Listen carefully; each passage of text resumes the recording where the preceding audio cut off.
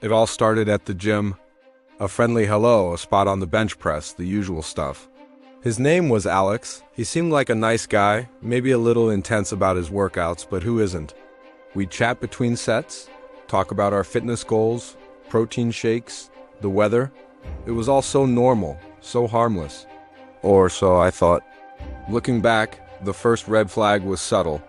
I mentioned I was grabbing a smoothie after my workout, and a few minutes later there he was, standing in line right behind me at the same smoothie shop. "What a coincidence," he said with a big grin. I laughed it off. The city's not that big, right? It could happen. But then the coincidences started piling up. I'd see him at my usual grocery store on a different day of the week. He'd happened to be jogging on the same trail I used on Sunday mornings, a trail I'd never mentioned to him. Each time he'd act surprised, delighted. "We must be on the same wavelength," he'd say. The casual, friendly vibe we had at the gym started to feel forced, anxious. The digital part came next. He found my social media, which wasn't hard, I guess. But then came the flood of comments and DMs, not just on my new posts, but on photos from years ago. He'd comment on a vacation picture from 2018 saying, "Looks like you had a great time in Spain, man."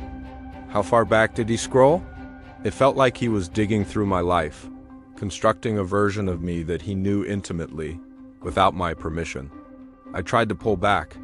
At the gym, I'd put in my earbuds and avoid eye contact. I'd change my workout times, but he was always there. It was like he had my schedule memorized. One day, I decided to go to a completely different gym across town, just for a break. As I was walking out, my phone buzzed. It was a DM from him. "Trying a new spot? Hope they have a good squat rack." My blood ran cold.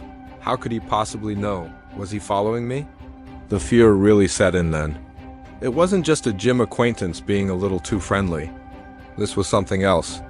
It felt like I was being watched constantly. I started looking over my shoulder when I walked down the street. I'd double-check the locks on my doors and windows at night. My home, my sanctuary, didn't feel safe anymore. I tried to be direct. The next time I saw him, I said, "Hey Alex, I need some space." The constant messages and showing up everywhere. "It's a bit much." He just laughed. He said I was overreacting, that he was just trying to be a good friend. He twisted my words, made me feel like I was the crazy one. He said, "I'm just looking out for you, buddy." But it didn't feel like looking out for me. It felt like being hunted. The breaking point was a package that arrived at my apartment. It was a new pre-workout supplement, the expensive kind I'd once mentioned I wanted to try.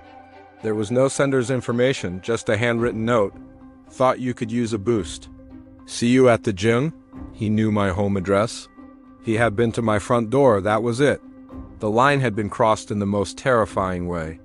I took the package and the note, along with screenshots of all the messages, all the comments, and I went to the police.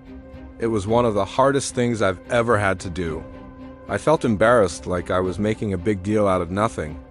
But the officer took it seriously. He listened to everything, looked at the evidence, and validated my fears. He told me I did the right thing. They issued a warning to Alex. I got a restraining order. I haven't seen him since. But the feeling of being watched, that paranoia, it lingers. I still get a jolt of anxiety if I see someone who looks like him. I've become incredibly private, both online and in real life. I changed gyms, of course, and I'm much more cautious about the casual conversations I have.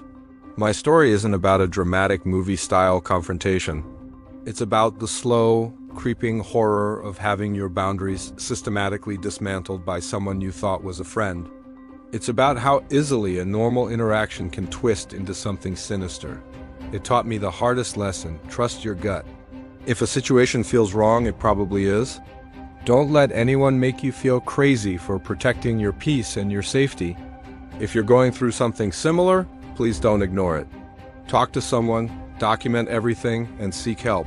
Your safety is not an overreaction. Thank you for listening. Stay safe out there.